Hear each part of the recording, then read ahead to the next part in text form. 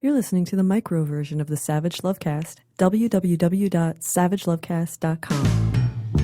If you're stuck in a relationship quandary, or if you're looking for sexual harmony, well, there's nothing you can't ask on the Savage Lovecast. So we got through it. We got through the first presidential debate, Clinton v. Trump, on Monday night, last Monday night, Hofstra University. Next presidential debate coming up October 9th. But before we leave this presidential debate, last week's presidential debate in the dust, it's just something I want to talk about. I want to focus on for just a second. During the debate, toward the end of the debate, Donald Trump said this. I was going to say something extremely rough to Hillary, to her family, and I said to myself, I can't do it. I just can't do it. It's inappropriate. It's not nice. Before we go on, I just want to say we love you, Rosie O'Donnell, and Trump's obsession with you, Rosie O'Donnell, is evidence of some sort of mental illness, and you've borne it with such grace, and you've punched back with such force that I am full of admiration for you, Rosie O'Donnell. I know how painful this must be, but for our purposes today, we want to focus on what Trump said he didn't say about Hillary's family. It was something not nice. He didn't say what it was, but I think we all kind of knew what it might be that he was referring to. And in case anyone was confused, Trump clarified it later on Fox. I was going to hit her with her husband's women, and I decided I shouldn't do it. I didn't feel comfortable doing it. I think I did the right thing. It's not worth a point. I didn't feel comfortable doing it with Chelsea in the room. Trump still isn't completely clear there. He's still hinting, but we all know what the fuck he's talking about. He's talking about Bill Clinton's infidelities. And just in case anyone was unclear on the concept, I don't know if it was Patrick Bateman Trump or Ted Bundy Trump, made it clear in a tweet later saying that it took courage for his father not to mention Bill Clinton's infidelity during the debate. And now there is talk about whether Trump is going to go for it. He's going to bring up Bill Clinton's infidelities during a debate. He's going to confront Hillary Clinton on the stage about her husband's infidelities because that makes sense for some reason that I don't quite understand. I am, as you may know, an advice columnist first. That's how I got my start in telling people what to do. And most people who write into advice columns, that's what they want. They want to be told what to do. But some readers write in, they explain their problems, and then they don't want to be told what to do. They want to be told what to say. They're looking for help putting something into words. And the advice columnist usually responds with suggested language, what the reader should say to the person that they're having trouble with. Hillary Clinton hasn't sent me an email seeking my advice, at least not so far as I'm aware. Maybe one of those 33,000 deleted emails was one Hillary sent to me and I didn't get to it in my inbox yet. But I pulled together some suggested language for Hillary anyway. I'm just going to pretend that Hillary wrote to me and asked me for some advice about what she should say if Donald Trump shows up to the next debate, which is an open question because Lester Holt was so mean to him and his microphone was so rigged. But if Donald Trump shows up and he attacks Hillary or attempts to attack Hillary by bringing up Bill's affair or affairs, here's what this advice columnist thinks Hillary Clinton should say. The fact that there have been challenges in my marriage, Donald, isn't news to anyone. My husband has not always been faithful. That's true. It's also not relevant to the question before the American people. And that question is this: which one of us, you or me, should be the next president of the United States? My husband is not running for president. I am. But if you want to talk about affairs, Donald, let's talk about affairs. Yes, my husband has not always been faithful. Again, that isn't news. It should go without saying that his actions have, at times, caused a great deal of pain for me and our daughter, and for all involved. It should go without saying, but here I am saying it, Donald, because you want to talk about affairs, so let's talk about them. But first I want to say this. I love my husband. He is not perfect. My husband loves me. I am not perfect. We managed to work through the pain and save our marriage like so many other couples who have faced similar challenges, and I'm glad we're still together. Now let's talk about affairs. You've had a few yourself, Donald, and that's not news to anyone either. You've bragged about the affairs you've had. You divorced your first wife and married one of the women you cheated on her with. For your third wife's sake, Donald, I hope your cheating days are behind you, because I know how painful being cheated on is, and I wouldn't wish that pain on anyone. It really hurts. Call your first wife, Donald, and ask her how it felt. But I don't think you really wanted to talk about affairs, Donald, certainly not your own. Your intent with this obnoxious line of attack is to suggest something. A woman who's been cheated on somehow isn't fit to hold the office of the presidency. I obviously don't believe that to be true. I wouldn't be running if I did. But if you think being cheated on disqualifies someone from holding this office, Donald, what on earth are you doing in this race? Because being cheated on is bad, Donald. It hurts. But cheating is worse. A decent person apologizes for cheating, which is what my husband did. A decent person doesn't go on Howard Stern and brag about it. The American people don't expect a perfect president. There are no perfect presidents. The American people deserve a decent one. That was Nancy Hartunian, podcast producer, standing in for Hillary Clinton, reading my suggested language.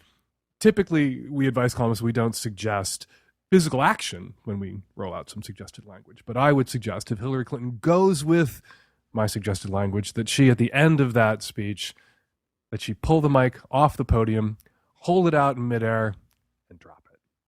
All right, coming up on today's show, lots of your questions, lots of my answers, and joining us for an interview and to take a couple of questions, Trey Crowder, the liberal redneck, all on today's show. This episode of the Savage Lovecast is brought to you by Casper, an online retailer of premium mattresses for a fraction of the cost, because everyone deserves a great night's sleep. Get $50 off any mattress purchase by going to casper.com/savagelove and entering the promo code SAVAGELOVE. This episode of the Lovecast is brought to you by Stamps.com. Buy and print official U.S. postage using your own computer and your own printer. For a special offer, which includes a digital scale and up to $55 worth of free postage, go to Stamps.com and enter SAVAGE. This episode is brought to you by Squarespace. Squarespace is the easiest way to create a beautiful website, blog, or online store for you and your ideas. Squarespace features an elegant interface, beautiful templates, and incredible 24/7 customer support. Try Squarespace at squarespace.com and enter offer code SAVAGE at checkout to get 10% off. That's squarespace.com, offer code SAVAGE. Hey, Dan. A 34-year-old lesbian in a 7.5-year relationship. And I'm having a problem being able to have spontaneous sex with my girlfriend. She has this thing where she only wants to have sex if we've taken showers recently. This was a problem a couple of years ago, and I actually broke up with her last year for a couple of months, and it was one of my biggest issues. I basically told her that, you know, I can be down with not wanting to have sex when we're dirty if we've been sweating or if she's been at work all day. But if I come home from working in my office and I want to fuck, I'm not dirty in that sense. You know, yes, maybe we smell a little bit. Maybe it really smells like pussy way more than after you get out of the shower. But I'm certainly not dirty. You know, we've gone back and forth about it, and after we got back together, she didn't care about that. When she was trying to get me back, and then we did get back together, we fucked all the time, even after I came home from work. And I've asked her recently, why has that changed again? And she doesn't know. And I've told her that I'm not willing to pay the price to never be able to have spontaneous sex for the rest of my life. And she used to not be like this when we first got together for a couple of years. And I asked her, maybe you should go and talk about this, because I feel like it's something wrong. You're a germaphobe about it all of a sudden. But she doesn't think anything's wrong. She thinks it's normal to not want to have sex unless the person's recently got a shower. You know, and this means anything. It could just be me touching her pussy, not even me eating her out. So I'm just really at a loss. I don't know what to do. I don't know how to handle this. You know, I can't make her change. I can't make her feel good and feel comfortable having sex with me in the evening if I hadn't gotten a shower since earlier that morning. But on the other hand, I don't want to live my life like that. Okay, now it's time to go get a shower because then we're going to have sex. Like, what if I'm just in the mood for it all of a sudden? You know, what if we're in the car? What if? I feel like there's tons of possibilities surrounding the need to not get a fucking shower before sex or the availability of no shower before sex. And it also makes me feel less sexy. It makes me feel like it's a chore or a job. I don't know. I'm just really feeling some type of way. You can make her change. You did make her change. When you broke up with her, and the only way to get back in your good graces and win you back was to drop this shower bullshit and this shower routine, she did. She dropped it. She knocked it off. She let you eat her pussy when she'd only showered several hours earlier that day instead of immediately before, and presumably vice versa. So you know what it takes, and you have one card to play, which is to tell her this is a price of admission you were unwilling to pay, that she gets over this once and for all and permanently, and whether it's just an act of will on her part or some cognitive behavioral therapy that she needs, a few sessions, whatever it is, however she's going to get over it, she has to get over it, or you're gone, because this is that important to you. She got that last time. She could do it last time. The relationship was at stake. And you just have to tell her that this is really that important to you, that the relationship itself is at stake. Maybe that'll do the trick. It did the trick once before. Maybe it'll do the trick again. If it doesn't do the trick again, and you really are made this miserable by this routine, then you're going to have to walk. Going to the post office is so old school. It's such a hassle taking trips there. That's why over 600,000 small businesses are already using Stamps.com to get postage right from their desks wherever they need it 24 hours a day. Stamps.com turns your computer and printer into a virtual post office. You can buy and print official U.S. postage for any letter or package. Stamps.com is the better way to do your mailing and shipping. It's so easy to use and really convenient, and it lets you focus your time where you want on growing your business instead of on time-consuming trips to the post office. No wonder $2.6 billion in postage was printed just last year alone using Stamps.com. Right now, sign up for Stamps.com and use my last name, Savage, for this special offer, a 4-week trial plus $110 bonus offer, which includes postage and a digital scale. Don't wait. Go to Stamps.com, and before you do anything else, click on the microphone at the top of the homepage and type in Savage.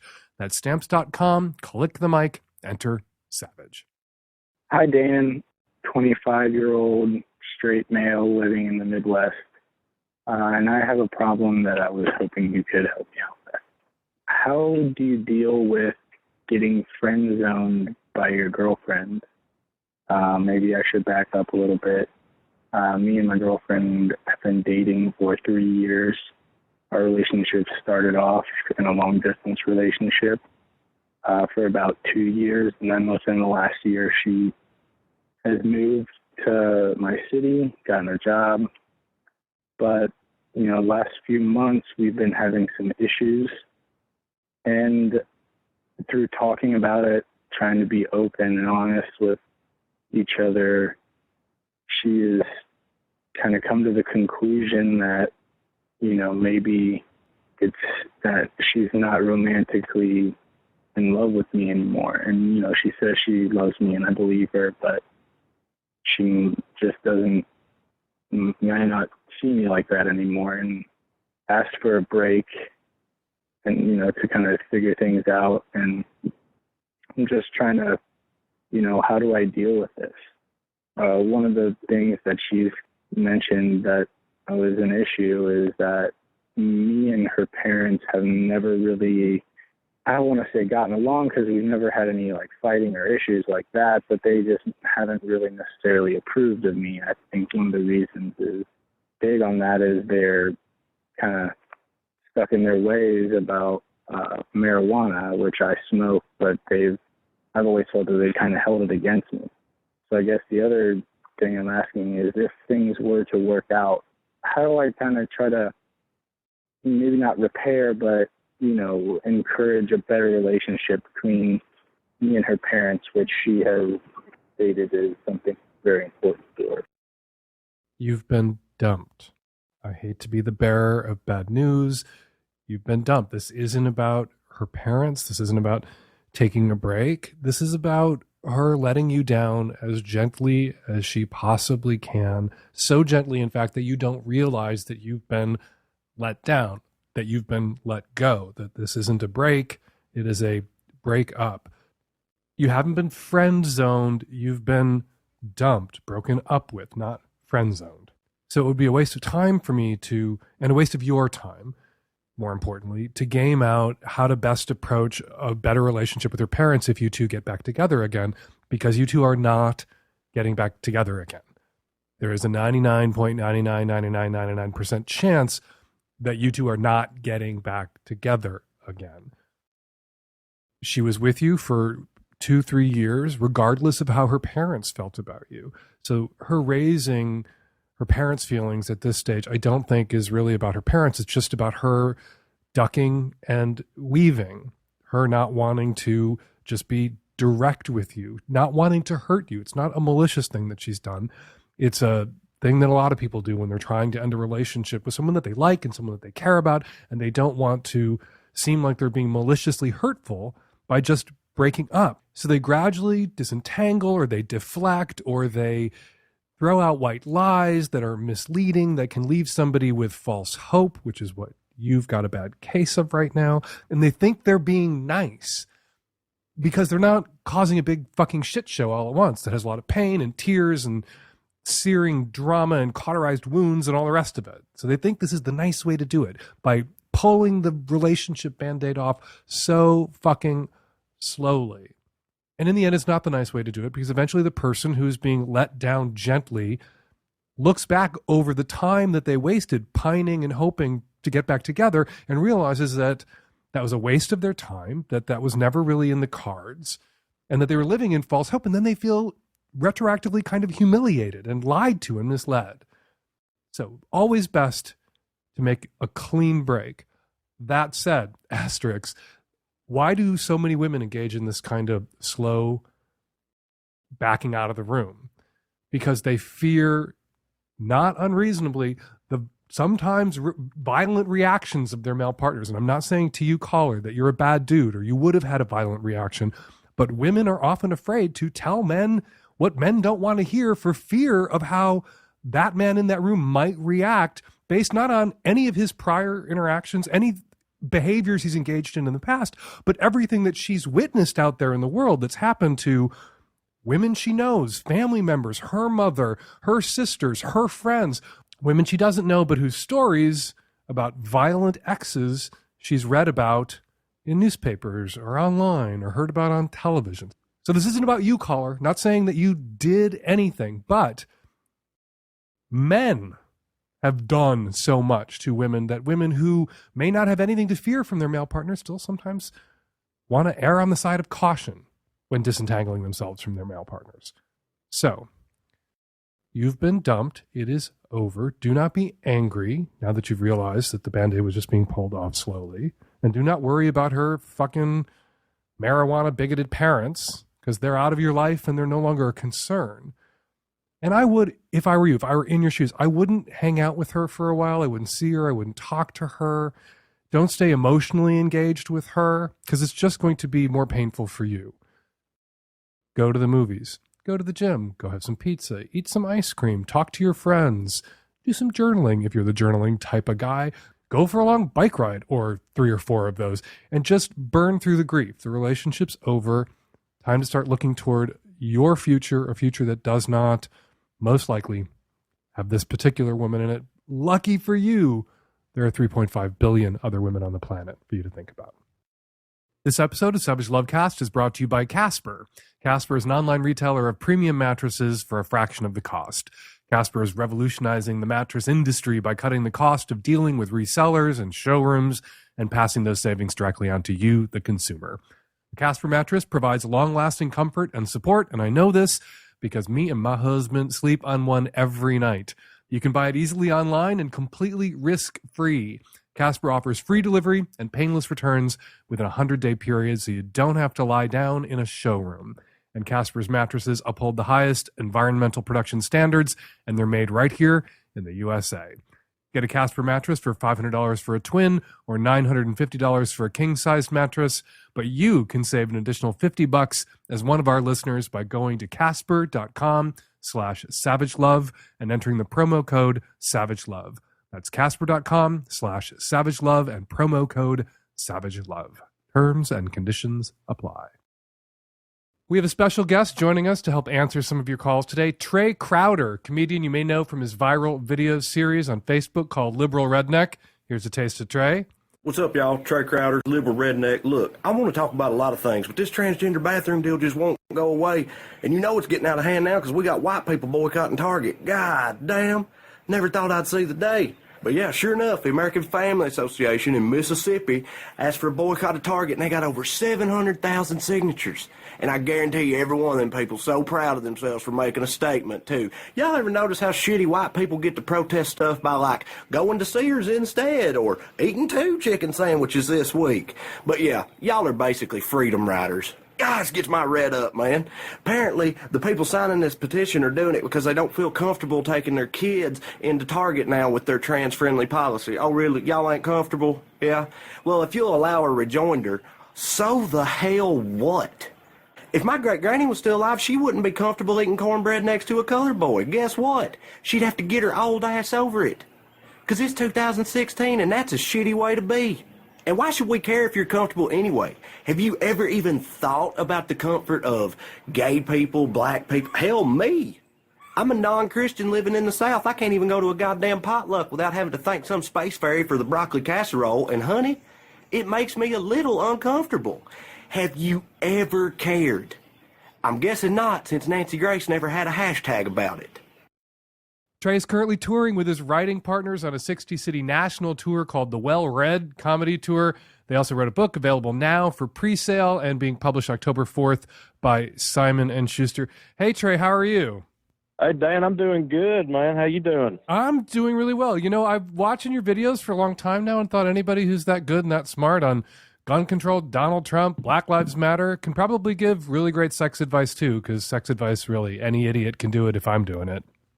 Well, we'll see about that. I don't know. I've been married for 5 years, but that takes a lot out of you. In my experience in that regard, I feel like I've I feel like I've lost quite a bit of the edge on that front. So we'll see how it goes. Well, I've been married for 22-ish years, so I hope that's not how it works. If 5 years makes you incapable of giving sex advice, then I should really be lying on the floor right now and not moving. Right. So we've lined up a few calls for you, and we're going to play one right now. Hi, Dan. I am calling because in about a month or so, I will be coming out to my extremely religious parents. I had 2 cousins that came out. One, they tried to, do an exorcism on her, and the other one was cut off. Just everything was cut off. Emotional, financial, everything was cut off. Meanwhile, I am financially independent, and I've been kind of weaning myself off from speaking to my family, and so I've been kind of getting myself ready, and I think I'm ready, and I know what to expect. I know what will happen. It's not going to be one of those things you see in the movies where, things eventually will be okay. I know it's not going to be okay. So I guess my question will be, what do I do after? Should I try and continue to speak to them? Should I let them come to me? Or what is the after of this situation where things most likely don't turn out okay? Should I send them Christmas cards and hopefully get one back one day? So growing up in middle of nowhere, Tennessee, you've probably seen this, right? Gay or lesbian or bi or trans folks from Tennessee, we're from everywhere, including middle of nowheres, coming out and it not being well received, it not going over well. Have you seen that in your own social circles, your own community? Yes, definitely. And it's always really bothered me a lot. I've never been able to understand that mentality because, ever, but especially now because, I've got kids, and I talk to my redneck guys I grew up with about, and they always bring that up. It's like, well, what if one of your boys is gay? Then what are you going to do? That kind of thing, Mm-hmm. And it always just blows my mind. Like, what do you? I don't know.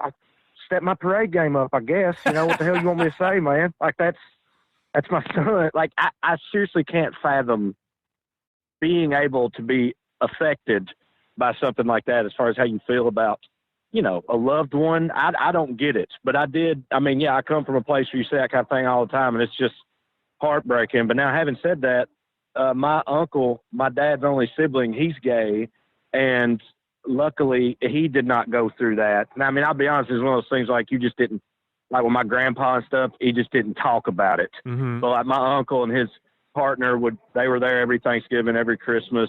Him and my dad my dad didn't care at all. So like in my family, we didn't do that, which I was always glad for because my uncle's awesome. But I have seen that happen, unfortunately, yes. Where I'm from, it's all too common. I think I can fathom it. And the problem a lot of people have is they may be okay with having the queer kid, but they worry that other people are going to think that they did something wrong, that they were lousy parents, that they let this happen, Right. or encouraged it.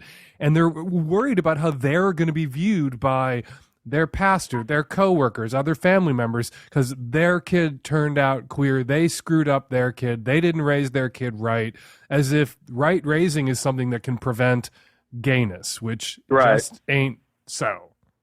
Yeah, no, that completely checks out. I hadn't really thought about it that way, but you're probably spot on with that. They think that it'll reflect upon them too. For whatever reason, but either way, I mean, even that though, like again, logically that makes sense, but like emotionally though, I just can't imagine ever responding that way, but people definitely do. And it sucks. And it sounds like the caller is almost certainly going to run into that based off what he had said in the call about they tried to perform an exorcism on a family member that came out of the closet or something like that. So yeah, probably ain't going to go very smoothly for that guy, unfortunately. Luckily for him, he's not financially dependent upon them. He doesn't live with them. You know, some kids come out and they get thrown out, or they're, as with another family member of the callers, kid got cut off, parents, family not helping with education or helping them get, find their footing in life. But he's not in a position where they can fuck him over financially, residentially, only emotionally can they fuck him over. And it can still put a zap on your head, even if you're not dependent upon your family and parents. But his question was, what does he do? What do you do after? It's not going to be okay. In this case, he thinks it won't get better. What does he do after? Does he maintain those lines of communication? Does he send those Christmas cards? Does he keep opening the door, or does he just go silent and wait to hear from them? I mean, I don't know. It's one of those things where I sort of feel like maybe, the right thing to do or whatever, if there is one, would be, kill them with kindness or what, send them Christmas cards, all that stuff. Don't let them, you make it evident that you are not going to stop, loving them or whatever for any kind of reason like that. And that's maybe they'll, make them see how ridiculous they're acting. Now, having said that, honestly, I probably wouldn't do that because I'm not gay, but I'm a liberal atheist. And so I've got a lot of family members and people I grew up with, I was very close to, that are not about that at all either. And honestly, I just sort of don't have anything to do with them, to be honest with you. That's the approach that I've taken. Like, if they're not, I don't go out of my way to try to rectify that. I'm just like, well, that's their problem, not mine. That's the way I treat it. But maybe the caller could be a bigger man than me. I don't know. Your tack with those family members of yours aligns with my advice, my typical advice, my standard advice for people in the caller's position. Your only leverage over your parents, your family of origin, as an adult, is your presence. And if they can't treat you with respect, if they can't love you, don't be present. You have to be willing to use that leverage. That said, I think it is good to model the behavior you would like to see, to love them in a small way, to demonstrate to them that you aren't as small-minded and you are open in a way that they're not open. To be the change you want to see in your family sometimes is a tack that you can take. That doesn't mean you have to show up to get pummeled. It doesn't mean you have to not bring your husband home for Christmas and then get, Leviticus thrown in your face. You don't have to put up with any of that. But occasional phone call, occasional card, letting them know that you're not the asshole here, I think that's a good strategy. Yeah, that's right. Exactly. I can definitely see it both ways. Like I said, rationally, everything you just said, I agree with. But like, emotionally, I know how I am and how I actually have responded, and it would probably be more, with what we were saying earlier, and just not have anything to do with them until they decide they want to have some sense, which may never happen. This episode is brought to you by Squarespace. They make it simple and intuitive to create your website, blog, or online store. You can add and arrange your content and features with the click of a mouse, and they make adding a domain to your site simple. If you sign up for a year, you'll receive a custom domain for free. And if you plan to create a website for your business, Squarespace has all the tools you need to get it up and running quickly. Start your free trial today at squarespace.com and enter offer code SAVAGE to get 10% off your first purchase. Hi, Dan. I'm a long-time listener. I've been listening to your podcast for probably 8 or 9 years now. I've learned a lot from your sex and relationship advice. I really appreciate that. You're starting to lose me with this gun control thing. I completely agree with you that semi-automatics, that all of those mass murdering guns should be gone. I completely agree with you. But you lose me at, when I hear someone has a gun, I think, fucking lunatic, I don't want my kid around. Go fuck yourself, Dan. I live in New England. My family hunts. We've done that for many, many generations. We put food in the freezer. We feed our families with the food that we procure. We're humane about it. We don't bait things. We sit in trees. We wait. We find our food. Go fuck yourself. When you get to calling us gun-fondling lunatics, go fuck yourself. All right? You need to raise the bar of compassion. You need to see past. So all I hear you talk about is people who are carrying in self-defense, self-defense, self-defense. Fine. Statistics say that's not helpful. Fine. That's not the only reason we want guns. I feel like you need to continue to educate yourself. Thank you. All right, Trey, I'm a liberal northern pussy. Or scrotum. I always like to say scrotum. A liberal northern scrotum. Pussies are strong. They chew up semen and spit out humans. It's balls that are weak. You tap them and the person's on the floor. I'm a liberal northern ball sack. And I'm terrified of guns, even though my dad was a cop and my brother's a cop. And so I, grew up in a house that had a gun in it, locked in a cabinet. But still, the caller's really mad at me. She can't decide which I should do first, educate myself or fuck myself. But she's really mad at me for something that I've said on the show that I'll say to you now. And you can, you're from a gun culture. Do you own a gun yourself?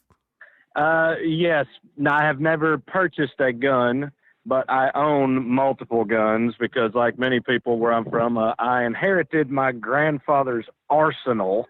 So, yeah, I own guns. They're more like family heirlooms than anything else, but I do own guns. Yeah. Okay, I had the same thing. I inherited a bunch of Catholic kitsch from my grandfather, but it can't hurt you unless it falls on you, the 7-foot Jesus in the dining room. If it falls on you, you'll die. But no guns, just a lot of crucifixes, hymnals, and statues. But my problem with guns isn't that I think all people with guns are assholes. My dad has a gun. My brother has a gun. Not assholes. My problem is that since any asshole in this country can get their hands on a gun, for my own self-preservation, if I hear you have a gun, I have to assume, all right, dangerous asshole, until proven otherwise. I just can't, I don't have it in me to say, oh, that person's a gun owner. That means they're safe, responsible. I can trust that the gun has a trigger lock on it, that it's put away, that kids in the house don't have access to it. And then they're not nuts, because there's so many people who don't have trigger locks, don't put their guns away, allow kids to have access to them, and are nuts. And the cost of giving someone the benefit of the doubt when they have guns could be your life or your kid's life. So my assumption is dangerous lunatic with a gun until proven otherwise. Does that make me an anti-gun bigot asshole who needs to fuck himself? Well, I don't know. I get where you're coming from logically, but at the same time, I don't really feel that way about it as far as, and it probably comes from having grown up, surrounded by guns everywhere my whole life, and having the good fortune of never having, seen that go south the way that it can. I've never seen a person get shot or any kind of gun violence related to that, luckily. Although it does happen, especially amongst us rednecks. It definitely happens. But with my life experience, I just can't be that hardcore anti-gun to that level. Now, having said that, as far as gun control measures go, the complete unwillingness of the NRA and those people on the, to the right, to the far right on that, to do literally anything at all about it, I mean, that drives me insane. You know, like if I woke up tomorrow and America had banned assault rifles and we had, you know, stricter background checks and all those types of things, I would be totally fine with that. Wouldn't bother me at all. Mm-hmm. But having said that, I'm not a hardcore, if you like guns, you're a lunatic person, because I know personally so many people that are all about guns, and you know, it is a little off-putting, but they're also, I wouldn't call them lunatics though at the same time. So you know my feeling about guns, and I'm sorry to bore regular listeners who've heard me say this before, but wouldn't it be great, Trey, and how do you feel about this, to live in a country where if you know somebody is a licensed gun owner, it's like knowing that they have a pilot's license. Like, wow, you can fly a plane. You trained for hours. You had, you know, all these student flights. You passed all these exams. You know how to fucking fly a plane. That's impressive. That you are a pilot with a pilot license? Wow. I wish I could feel the same way about guns. Oh, you're a gun owner? That means you took all these classes. You know what you're doing. I want you around if shit goes south. You're a smart and capable person who cleared a high bar. And right now it's like, oh, you have a gun? Did you buy it on a street corner? Did you buy it at a gun show? Do you own 40 of them? Are you a psychotic nutbag who thinks that they're going to take down the federal government with an AR-15? You know, the assumptions that I make now when I hear somebody has a gun isn't, oh, good person that you want around in a crisis. It's, yeah, maybe a lunatic that you don't want living on your block, much less around in a crisis. Is that unfair of me? Am I just hopefully biased? No, that what you said about it being analogous to having a pilot's license, yeah, I agree. That would be awesome if we could assume that. And you're right, you can't at all. And in fact, those, even like the ones that are like fundamentally good people and they're not like crazy and they, they don't want to hurt anybody and all that, but they own guns. Most of those people, if there was like an incident happening around them, they would only make it so much worse. You know, like in their heads, they're going to save the day. You know, like, well, if I had been there in that movie theater, that never would have happened. That's what they genuinely think. But like, that's not true at all. It would have only been worse. And I've actually had like active shooter training, like in my past life, like as far as what to do when that happens. And the cops will all tell you, in like first responders, they're like, I don't care if you got a permit, I don't care what gun, I don't care where you stand on that, stay out of the way. Because like if they show up and it doesn't matter what side you're on, if you got a gun, they're going to take you out. Mm-hmm. You know, like the authorities don't want these people helping. But in their minds, that's how they build it up. It's like they'll save the day. And literally no one wants that except like their own egos. So yeah, you know, there's a fundamental disconnect with the reality surrounding guns and what these people build up in their heads, I think. One more thing about guns before we move on to the next call. So this hunter, and you know, my husband's father was a hunter and his mother was a hunter, and we used to have a freezer full of elk when they were young and spry enough still to hunt. So we get hunters.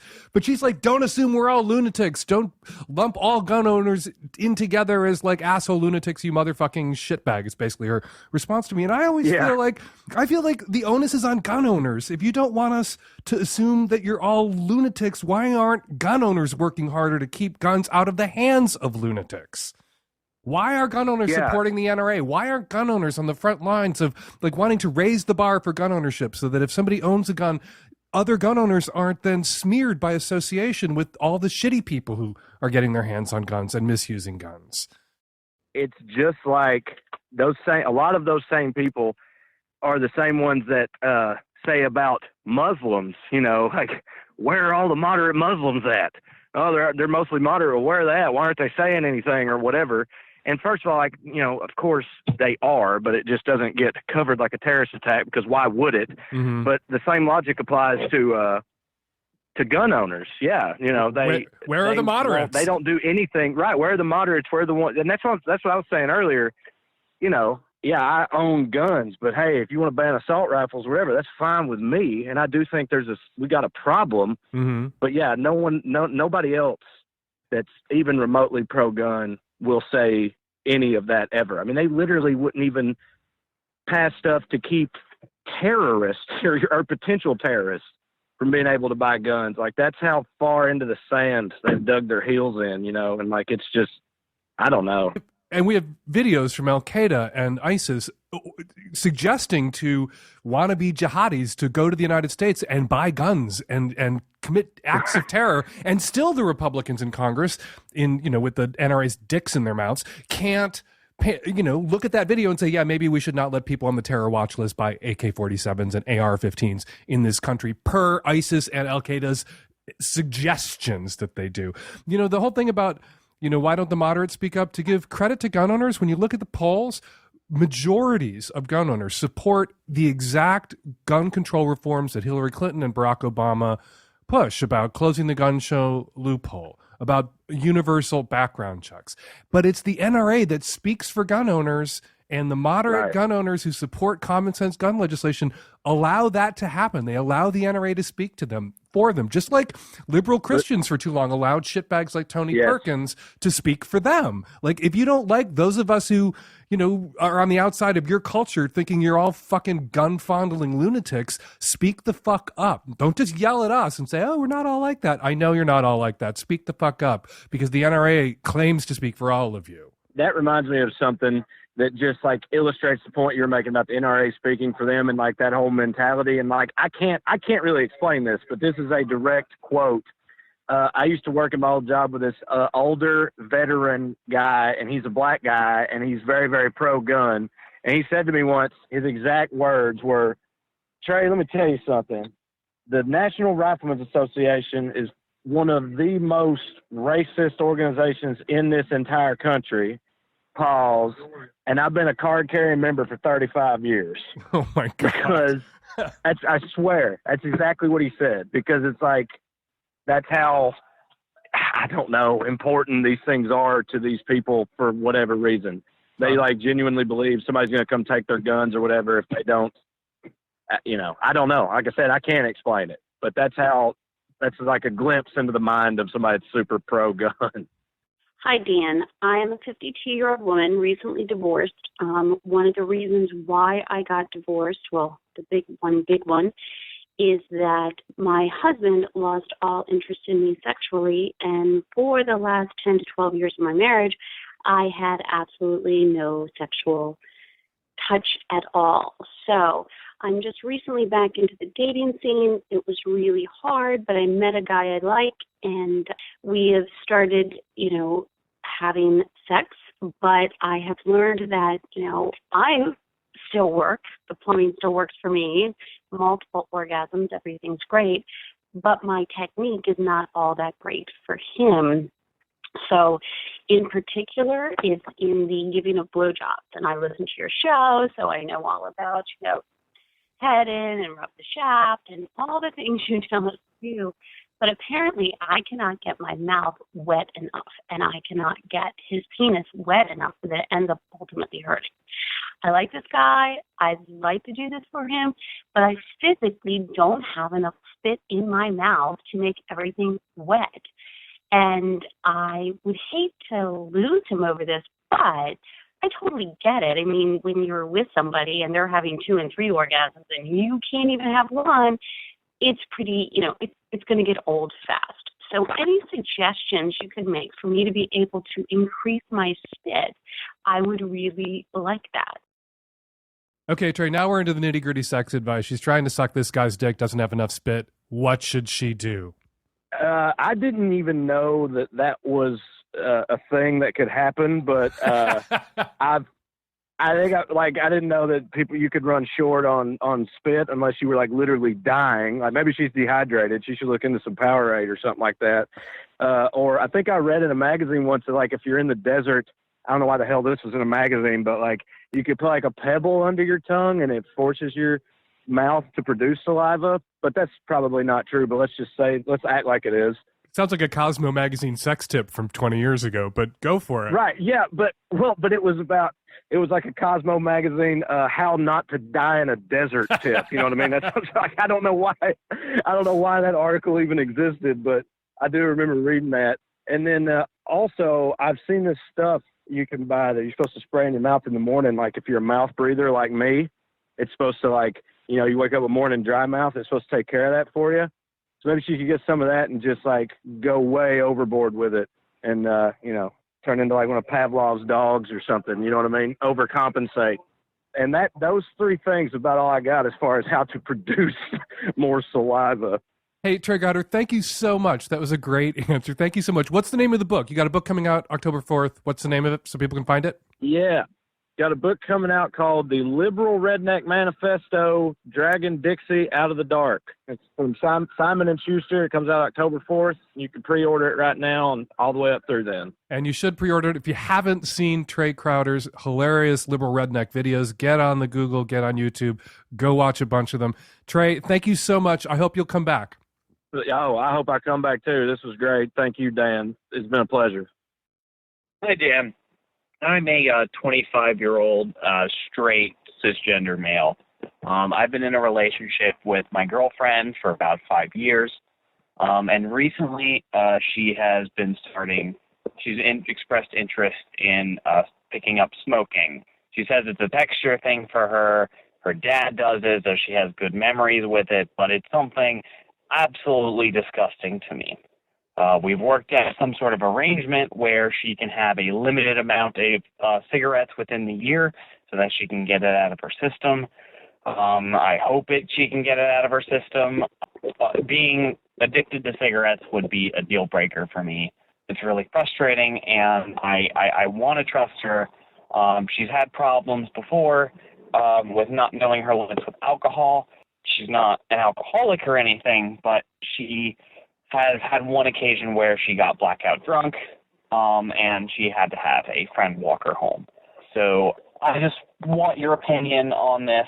It's really bothering me. It's a high contentious issue for the both of us because I feel as if I don't give her any leverage at all or anything to work with, that she's going to go behind my back, and it's going to get worse just because I know how people are. You can't be a little bit of a smoker. You're a smoker or you're not a smoker. It's just like you can't be a little bit pregnant. You're pregnant or you're not pregnant. You're a cocksucker or you're not a cocksucker. Like, you should break up with her. Because smoking is, as one of the tech-savvy at-risk youth said when we talked about your call, a legit, straight-up, nobody can fault you deal breaker. You don't want to kiss somebody who smokes. You don't want to be with somebody who smokes. Then you just aren't with somebody who smokes. And my God, agreeing to some number of cigarettes she is permitted by you to smoke in the course of a year to stay. How are you going to track that over the course of a year? That's just going to be a conflict generator. That's going to be impossible for you to stay on top of, impossible for you to track or count the number of cigarettes. No, this is bullshit. Just break up with her. What kind of person, what kind of idiot, whether daddy smoked or not, what kind of idiot picks up smoking in their mid-20s? That's bananas. And that speaks to, on her part, bad judgment. And who wants to be with somebody for the long term, if you're contemplating life partnering with this person, who wants to be with somebody over the long term who has such terrible fucking judgment that they would begin to smoke in their mid-20s? That seems so crazy to me that I'm sitting here thinking that maybe she's been smoking the entire time that you've been together just behind your back. That she's been smoking since she was 12 or 13, like most people who are addicted to cigarettes their entire lives were. They started young, and she hid it from you all this time, and now wants to come out of the cold and smoke in front of you or not have to sneak around worrying about when she's going to get caught. That's just me spitballing here. Even if that's not the case, even if she's just one of those rare 25 or 26-year-olds who decides that based on everything they know about cigarettes at that stage of life, that they want to start smoking, yeah, you should dump that person. You should instantaneously and without hesitation make it clear to that person that it's you or cigarettes. And she's already chosen, it seems, cigarettes. So it's cigarettes, not you. Hi, Dan. This is a late 20-something in the Pacific Northwest, and I have a really sort of paranoid kind of vibe question. My boyfriend's a smoker, and if he doesn't, like, brush his teeth or something, like, after he gets done smoking, and he goes down on me, should I be worried about, like, germs or anything like that? And, like, kind of along the same vein, I think about morning breath and just germs in general, like, down there. We've all heard of secondhand smoke. That's the smoke drifting through the air in a bar or at a restaurant or on the street or in someone's living room or in their car because they smoke, and there's some innocent lungs nearby that are inhaling that smoke, and it can impact that innocent pair of lungs, that person's health as well. Third-hand smoke, take it away, Mayo Clinic, generally considered to be residual nicotine and other chemicals left on a variety of indoor surfaces by tobacco smoke, creating a toxic mix. Studies show that third-hand smoke clings to hair, skin, like his lips, like his face when he's pressing it into your twat, clothes, furniture, drapes, walls, bedding, carpets, dust, vehicles, and other surfaces, even long after the smoking has stopped. The Mayo Clinic goes on, the only way to protect non-smokers, like you, caller, from third-hand smoke is to create a smoke-free environment. And I think you know there's only one way for you to do that if your boyfriend is going to continue to smoke. Hi, Dan. I'm calling about episode 518, where the woman's boyfriend had this horribly disgusting habit. I just want to say that was so fucking gross. I started to retch. I finally had to fast forward to the end of that bit. And I will tell you, I've heard plenty of, episodes that have to do with scat, which I also find disgusting. But for some reason, that was so much worse to me. I don't know. Anyway, Jesus, God, don't talk about that stuff again. It freaks me out. Well, hi, Dan. This is in response to the caller in 518 who was disgusted by having someone eat eye boogers in front of him. Number one, what exactly do you think eye boogers are? It's just your eye drops that have hardened and dried. And yes, while I don't think everyone needs to see someone eating them, I don't think it's disgusting. I think it's just a habit, just like people bite their toenails, or in some cases, people who eat their boogers. And guess what? I'm one of those people, but I don't do it in front of anybody else because dear Lord knows I don't want anyone else to see it. So yes, she should have freaked out on him about hey, don't do that in front of me. I don't like it. Please stop. But it's not like, I don't know, he's eating his own shit, which let me tell you, some people like that. I don't, but I think you're kind of trying to categorize it in the same category as that. So just something to think about before you go off on the rails of someone eating their eye boogers, which is really not that big of a deal. Sorry, just my 2 cents. Hi, Dan. I'm actually calling to record a comment about the last episode about the PCT. I was not hiking this summer, but I was living in a town that was right on the trail, and I ended up hooking up with a lot of hikers. I can definitely see why girls get caught up. The hikers that I hooked up with were across the board the most GGG partners I have ever had. And also, I'm pretty sure I met Annie. And girl, you are way too cool to be getting jerked around like that. Leave the guy hike ahead. They were totally right. Also, I wanted to share a little term I coined for myself this summer. I started calling myself a hiker hound. A hiker hound is someone who is not hiking, but actively pursues awesome sex with thru hikers.